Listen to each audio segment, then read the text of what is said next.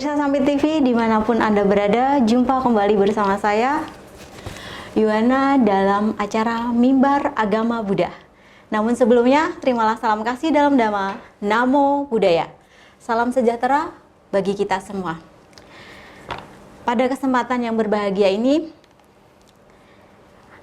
telah hadir narasumber kita yang tentunya sudah tidak asing lagi di kalangan umat Buddhis sendiri.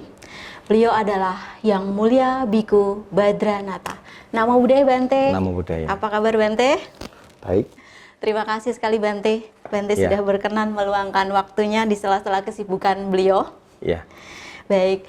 Tema kita pada kesempatan yang berbahagia ini yaitu tentang bagaimana cara melimpahkan jasa kepada leluhur yang sudah meninggal, Bante. Ya. Jadi kalau kita berbicara soal pelimpahan jasa nih ya, Bante, tentunya kalau di kalangan non-Buddhis sendiri mungkin aneh ya, Bante ya. Dan bahkan mungkin di kalangan Buddhis sendiri yang belum begitu paham soal Buddhis itu, mungkin juga terasa aneh ya, Bante, pelimpahan jasa. Karena soal jasa itu kan biasanya berkaitan dengan apa ya, kayak semacam kegiatan yang dilakukan kayak semacam iklan begitu ya, Bante.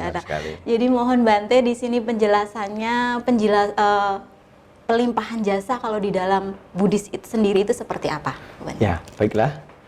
Kepada pemirsa Sampit TV dimanapun Anda berada, jadi di dalam ajaran Buddha kita mengenal dengan pelimpahan jasa atau juga bisa disebut dengan persembahan jasa, yang artinya adalah dalam bahasa Pali patik dana. Patik itu artinya kebajikan. Dana adalah bagian dari persembahan. Jadi patik dana adalah persembahan dari kebajikan itu sendiri. Tentu kita menyadari bahwa kalau berbicara tentang pelimpahan jasa, artinya di dalam kehidupan kita sebagai manusia ini, kita cukup tahu bahwa segala sesuatu yang tercipta, yang terbentuk tidak kekal adanya, mengalami proses perubahan. Ada kelahiran, ada usia tua, ada sakit, dan ada kematian. Nah, jadi kalau tadi berbicara bahwa yang disebut dengan jasa itu berkenaan dengan servis atau seperti pelayanan ya untuk masyarakat tentunya, tetapi di dalam agama Buddha ini sendiri bahwa ketika di dalam satu keluarga terdapat orang yang mengalami perubahan dalam arti di sini adalah kematian, maka sudah tentu keluarga atau anak atau sanak keluarga memiliki tanggung jawab. Di dalam Sigala Wadasutta, Guru Buddha pernah bersabda bahwa tugas seorang anak kepada orang tua atau mungkin keluarga yang masih hidup memiliki tugas untuk dapat melakukan kebajikan dan memberikan persembahan jasa kebajikan kepada mereka yang telah meninggal. Tujuannya untuk apa? Tujuannya adalah untuk mengkondisikan atau mendukung kesadaran-kesadaran dari para keluarga yang telah meninggal agar dapat terkondisi terlahir di alam yang berbahagia. Jadi ini adalah bagian kenapa di dalam agama Buddha ada yang disebut dengan pelimpahan jasa, adalah agar kita dapat mendukung para leluhur kita agar mampu untuk terlahir di alam yang berbahagia. Karena tentunya kita sebagai manusia yang hidup ya ingin merasakan kebahagiaan. Demikian juga para leluhur kita atau orang-orang yang telah mendahului kita juga tentu ingin hidup berbahagia. Dengan demikian, kita mampu mendukung kebahagiaan mereka adalah dengan melakukan perbuatan bajik. Baik, Bante, itu patidana ya, Bante, atau pelimpahan jasa. Oke. Kemudian, apa yang harus kita lakukan nih, Bante, sebelum kita melakukan pelimpahan jasa atau patidana itu, Bante? Ya, jadi di dalam melakukan patidana atau persembahan kebajikan, tentu ada beberapa hal yang dapat kita lakukan. Biasanya yang sering kita lakukan sebagai umat Buddha, ya tentunya mempersiapkan segala sesuatu yang dibutuhkan di dalam melakukan pelimpahan jasa.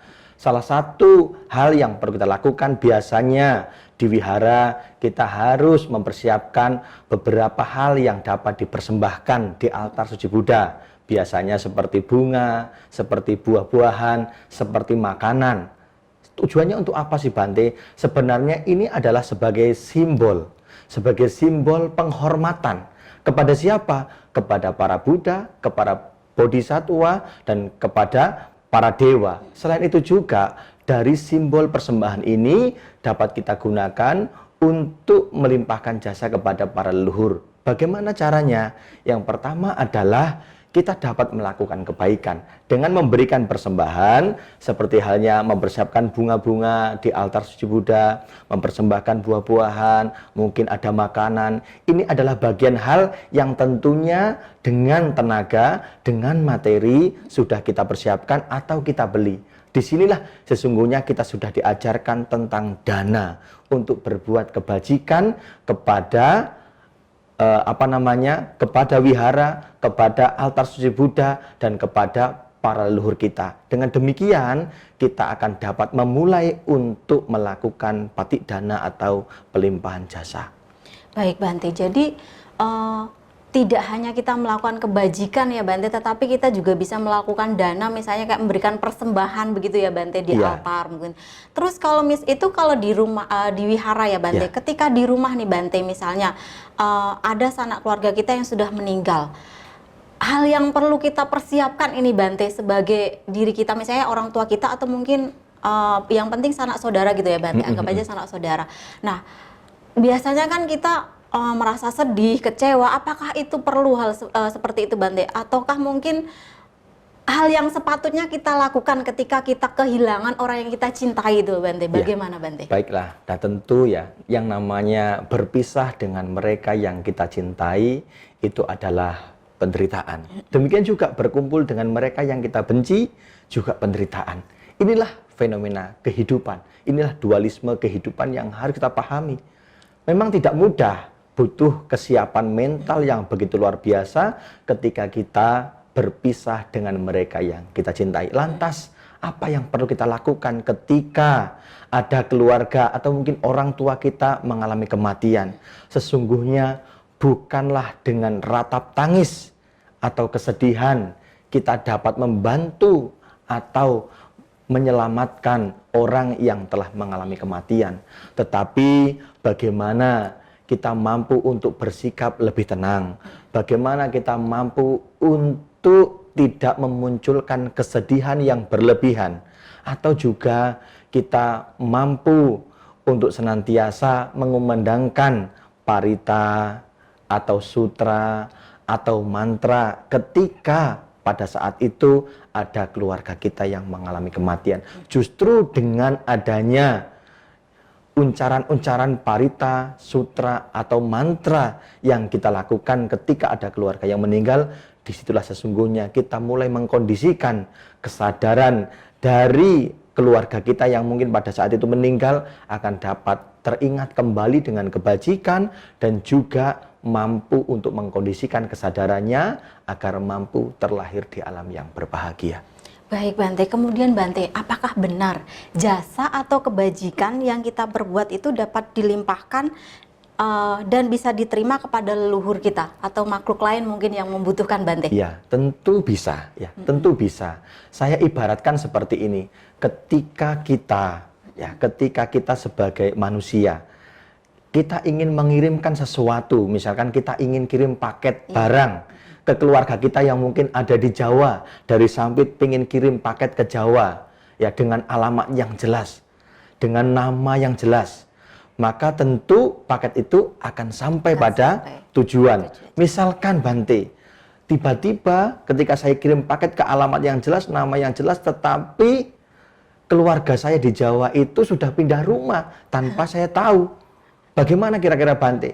Maka barang itu juga akan kembali kepada pengirimnya sendiri. Nah, artinya apa? Artinya persembahan jasa yang kita lakukan melalui dana, ya, dengan mungkin materi, tenaga, atau mungkin kita melakukan kebajikan dengan donor darah dan sebagainya. Banyak hal yang bisa kita lakukan itu tentu ketika kita berikan atau kita pancarkan atau kita limpahkan jasa itu dengan menyebutkan nama keluarga yang telah mendahului kita, maka kita akan bisa melimpahkan jasa itu dan jasa itu akan dapat diterima. Misalkan Bante, kok bisa diterima?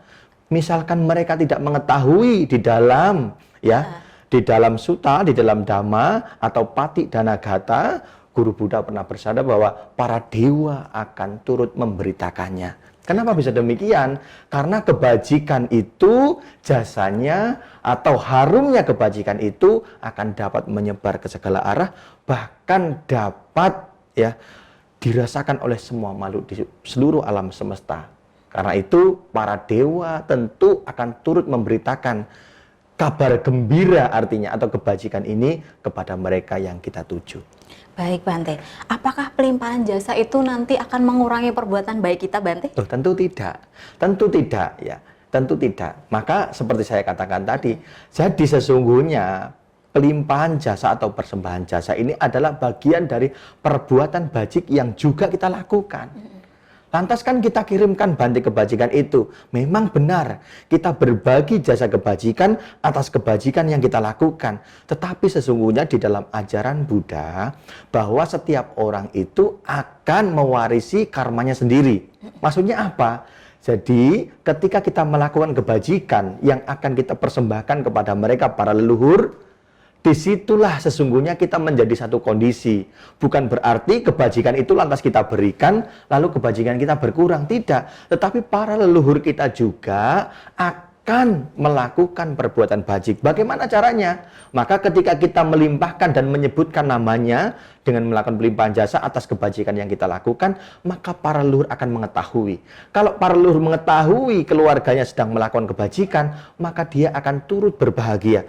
Turut berbahagia itu adalah tindakan dari para leluhur untuk melakukan kebajikan. Artinya apa? Kebajikan yang kita lakukan ini adalah satu kondisi yang mampu mendorong para leluhur juga untuk dapat melakukan kebajikan. Sehingga ia mengetahui, ikut turut berbahagia. Ini adalah perbuatan kebajikan yang dilakukan oleh para leluhur. Sehingga ketika ia mengetahui dan turut berbahagia, kondisi kebahagiaan yang dirasakan itulah yang akan mampu menunjang para leluhur atau para mendiang untuk dapat terlahir di alam berbahagia.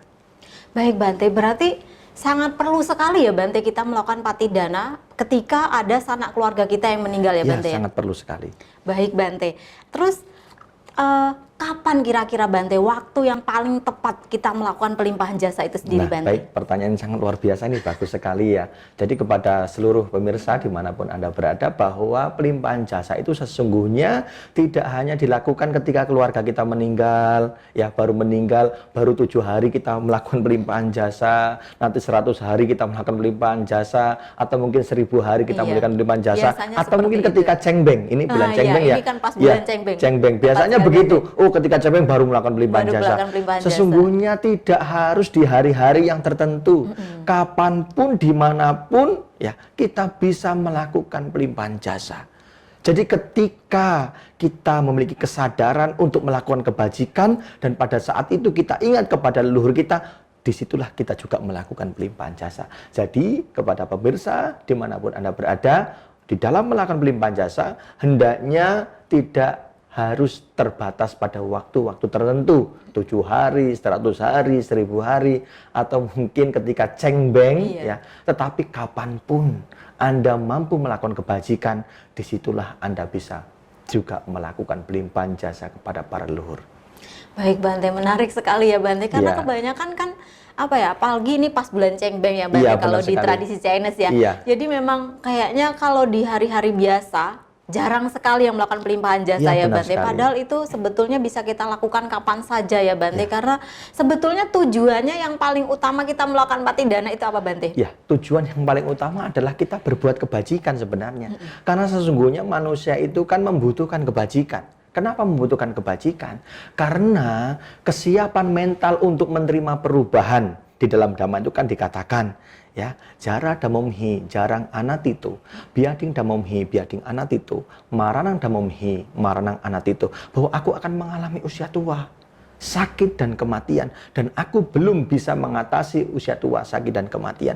Ketika manusia menyadari hal ini, maka sesungguhnya ketika ingat kata pelimpahan jasa atau persembahan jasa, atau disebut juga patidana, ini tentunya menjadi bagian dari penyadaran kita untuk selalu melakukan kebajikan. Jadi tujuan utama adalah kita melakukan kebajikan dan dapat tentunya turut mengkondisikan para leluhur untuk juga melakukan kebajikan atau mengetahui kebajikan yang kita lakukan. Dengan demikian akan membawa kebahagiaan dan kesiapan mental untuk diri kita dan para leluhur mencapai kebahagiaan itu sendiri. Baik Bante, luar biasa, semakin menarik pemirsa Sampit TV. Tapi kita akan lanjutkan bincang-bincang kita dengan Yang Mulia Biku Badranata setelah iklan yang mau lewat ini.